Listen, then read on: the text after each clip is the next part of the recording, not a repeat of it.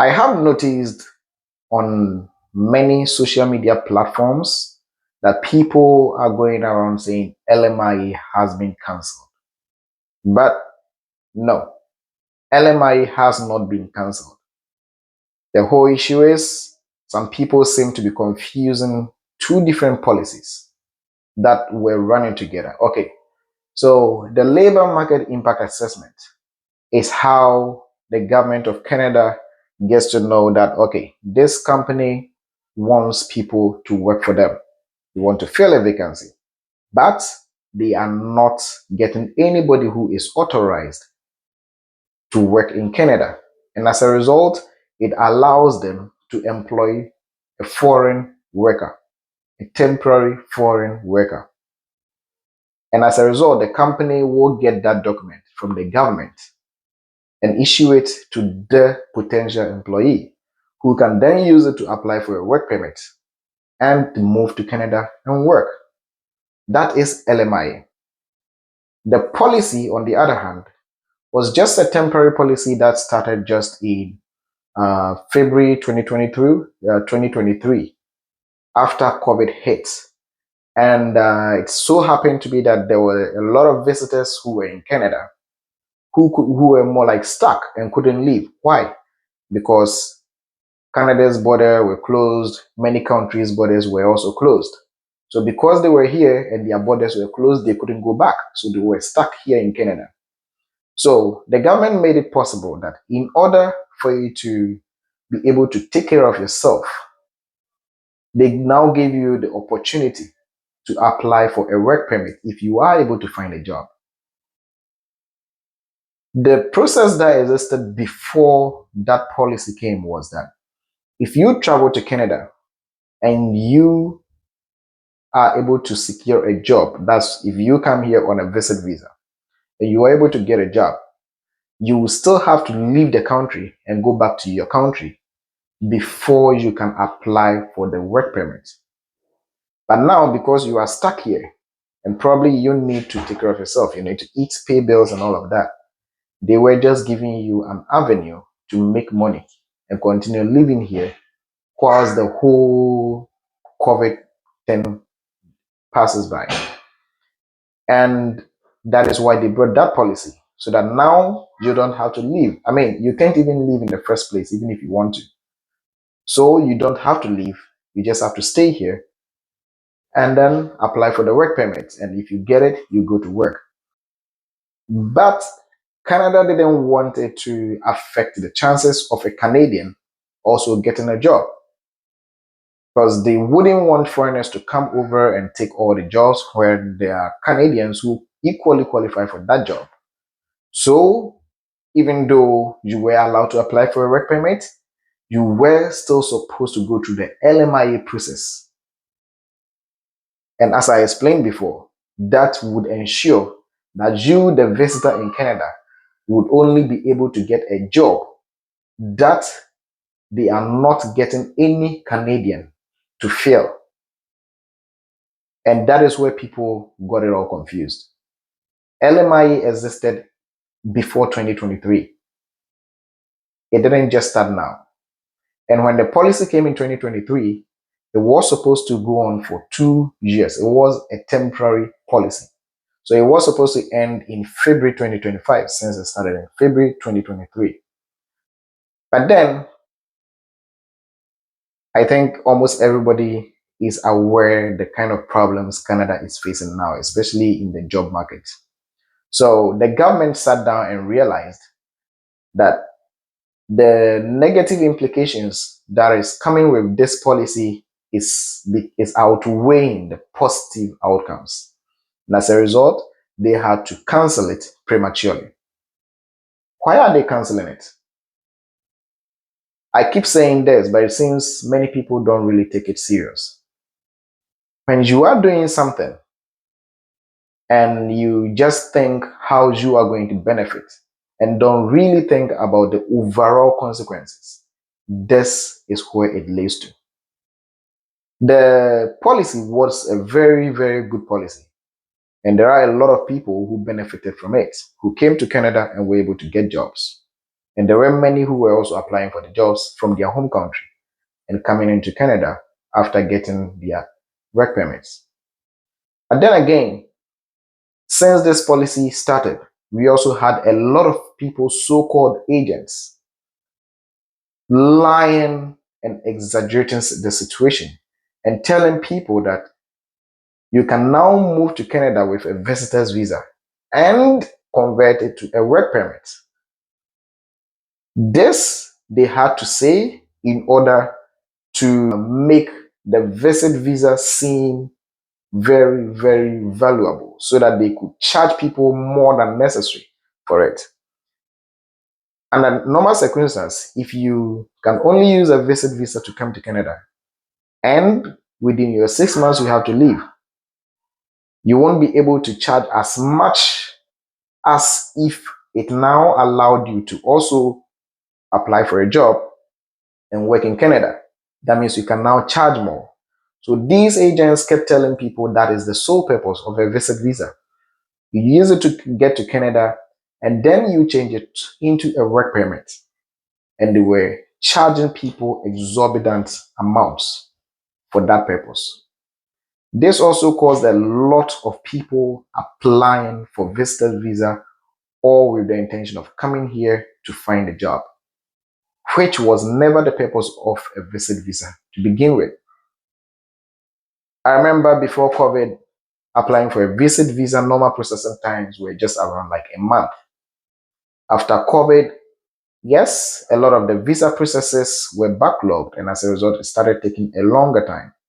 But then the amount of visitors' visas that were coming through caused normal processing time for visitors' visa to be around like 6 months, 8 months, even a year for some countries. And this was unprecedented. And as a result, it's gotten to a point where we have so many people, temporary residents in Canada, that the government has now decided to cut short the number of temporary residents Canada is admitting. Mind you, when we say temporary residents, it's not just visitors. Temporary residents also include students. It also includes temporary foreign workers, not just people on visit visa.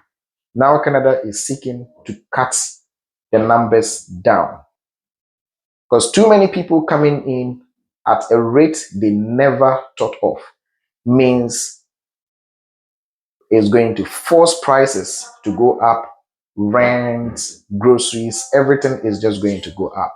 And now we already have issues with housing. People come in and they are not getting places to sleep.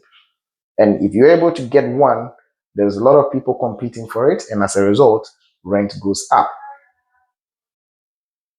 If you go and see some places that students are renting as student residences and you see the conditions is even worse than third world country housing situations.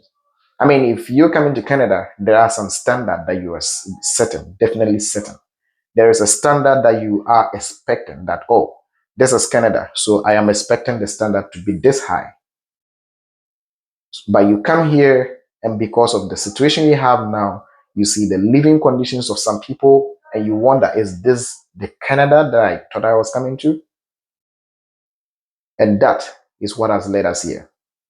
And when we're doing all of this, we don't think the government knows about it. But that's the thing.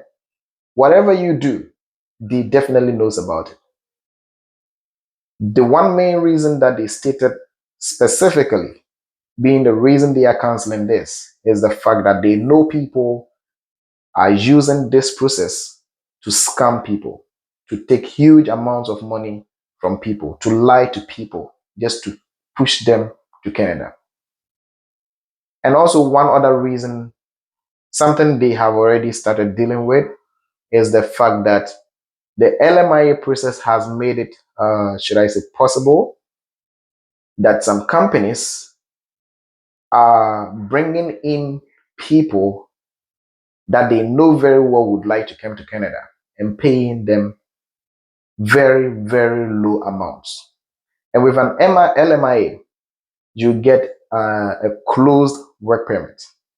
Closed work permit means you only get to work for that particular company. So if you get in and they are mistreating you and all of that, because you want to stay longer and hopefully get a PR, it's more like your hands are tied. There's nothing much you can do about it. And most companies took advantage of that to make people work like slaves. This has been heavily criticized by the international community recently, which has gotten the government to also have to reply and start taking measures to reduce it. And I was reading that the government of Quebec has now decided they are not going to allow LMIA visas, LMIA work permits for companies that are paying below 27 point something dollars. That is just one of the measures they are taking now. And the government of Canada now, that's the federal government, is also trying to reduce LMIA jobs, and they are trying to restrict it to only health, agric, and one other sector. There are three sectors that they mentioned. For now, I only remember health and agric. And I think, food security falls under agric. Yeah, I don't remember the other one, but there were three sectors. So it has gotten to this point where they are now trying to put it under control and take in only as much people as they will need, as they think the economy can sustain. And I believe over the next couple of years, they are going to continue bringing such measures so that they will be able to fully contain the effects of both COVID and all of these other policies that they brought that they thought was going to help, but at the end of the day has brought us where we are now. The Canada I came to meet was a place where you could easily find jobs. I'm not saying you could easily find your dream job. There is a difference. But even if you couldn't find your dream job, you could get a job to survive whilst you work on things to be able to actually get your real job, the real dream job. But now, even finding a job with Walmart is a problem. Tim Hortons, McDonald's, and places where you could easily find a job, even especially as students, now they are becoming difficult for people to get. So this is the situation now. But then again, as I've already explained, LMIA is still there. It's not being cancelled. It's just that if you come to Canada on a visit visa and you get a job, you'd have to leave Canada before you can apply for the work permit. And if you are looking for a job in Canada or an agent tells you, I have a job for you in Canada, you have to make sure they are applying for the work permit for you in your country, not telling you they are getting you a visit visa, and when you get to Canada, you will be able to find a job. We already have too many visitors in here who were hoping to get jobs that never got jobs. And some started working while they were unauthorized, which has all led to this situation we are in now. And you won't want to come and add yourself to that population because they are suffering enough. If you want to work in Canada, you want to get a job, the best thing, go to jobbank.gc.ca and you will be able to apply for jobs meant for foreign workers. I already have a lot of videos about this particular process, including a demonstration where I do it so that you can just follow it exactly as I've done it and start applying for jobs. That is the only way you can apply for jobs, for LMIA jobs. Also, some provinces already have avenues where you could apply for jobs, but mostly those are professional jobs like health, nursing, and others, where you can go to the province's website and apply for those. And if they give you an offer, they help you come to Canada. Some give you work permit, Others will also give you provincial nomination for you to go through the express entry and come to Canada with that process. I have already made a few videos for, I think, Alberta and British Columbia. I think the Alberta is for nurses and British Columbia is for midwives. And I already have them on my YouTube channel where you can follow and apply. And in the next few weeks, when I will find time and try and make videos for PEI and other provinces as I find them. Have a nice day.